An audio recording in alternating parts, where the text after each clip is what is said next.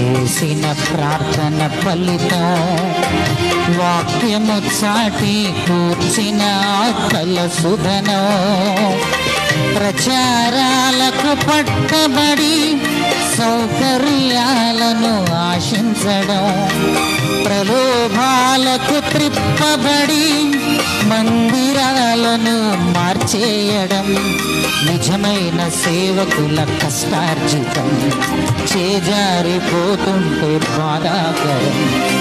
ఎందుకిలా కనిపించదలా దేవుని అభిమతం, తీరుటలా నెరవేరుటలా క్రీస్తుని ఆశయం, పరికించలేమ వాక్యం, గ్రహించలేమ సత్యం,